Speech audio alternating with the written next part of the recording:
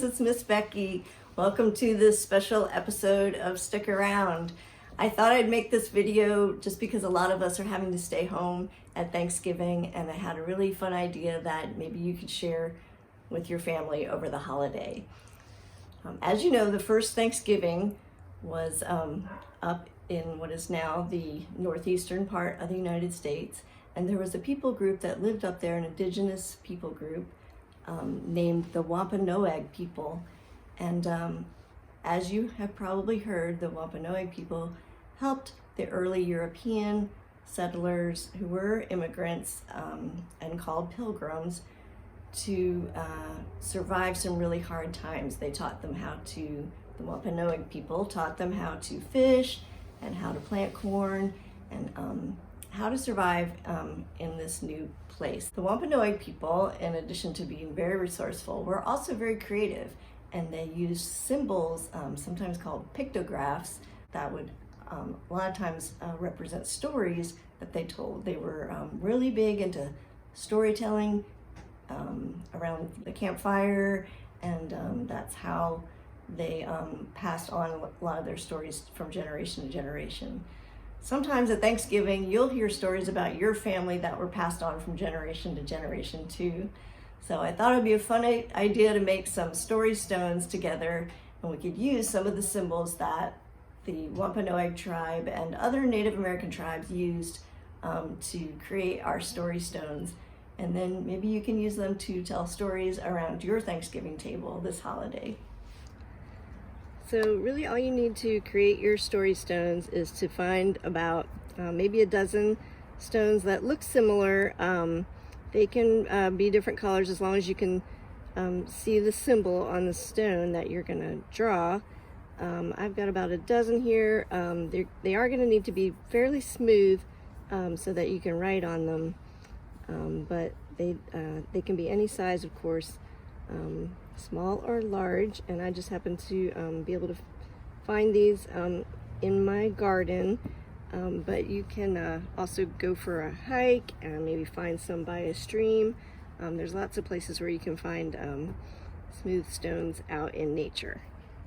So I'm just going to use a Sharpie. You could also paint your story stones or get really fancy, but I'm just going to use a Sharpie. You can use really any marker to create your story stones. And I'm going to use some common Native American pictographs like the ones the Wampanoag people would have used. So this one would be like a broken arrow, and that one symbolizes peace. Now you could also make one that was like two arrows facing each other, and that would mean war. Another one that's kind of self-explanatory is, a sun would be kind of like this. And that is also a sign for happy. A rain symbol, which would actually be a good symbol for crops, would be a line and some lines coming down like this. Also, if you turn the symbol this way, it's a sign for crops growing. Another symbol that the Wampanoag people used was a line, and they put a dot over it, and that would mean good. So with the dot above the line. If the dot is below the line, it would mean bad. You could also use symbols to tell time. They would do like two dots like this and a line, and that would be 2 days' time. So to say 3 nights' time would be 3 circles filled in like this. So this would mean, like if they went on a journey, it would mean it took them 3 nights. Another symbol that you could probably guess what it stands for is mountains. And of course, squiggly lines would mean the river or water. You could make a person who would be part of your story, kind of like this. That would be a person. And of course a home would be kind of like you can make it like a teepee shape, although the Wampanoag people actually lived in more rounded huts.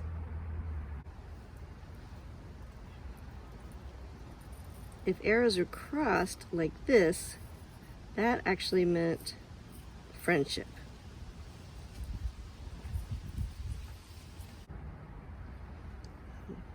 You can do a symbol like this that has sort of like a triangle head and a rectangle body, and just keep it real simple, and that could symbolize a horse or a journey, or even a deer. And usually a campfire would be sort of like this sort of zigzag shapes over like some crossed wood, and that would mean campfire. So here are my finished story stones, and you can find more symbols, of course, on the internet. All you have to do is look up Native American symbols, and you'll be able to find lots of them, or you can even make up some of your own. You can also make a talking stick if you want. Some tribes would use a talking stick to tell their stories, and whoever had the talking stick was the person who was speaking, and then everyone else had to listen until they handed the story stick to the next person, and then it was their turn to talk. So I just made my talking stick with a stick, of course, and I just painted it with these colors that I had, and you can also use markers, and I also had some string that I tied around it just for fun, and then I also added some feathers and some beads just to sort of make it look a little more decorative. So, but you can decorate your talking stick any way you like, just with markers or yarn or anything that you can find around the house. Now I'm going to try to tell a story with my story stones. Once there was a person who wanted to find a place to plant some crops that was good.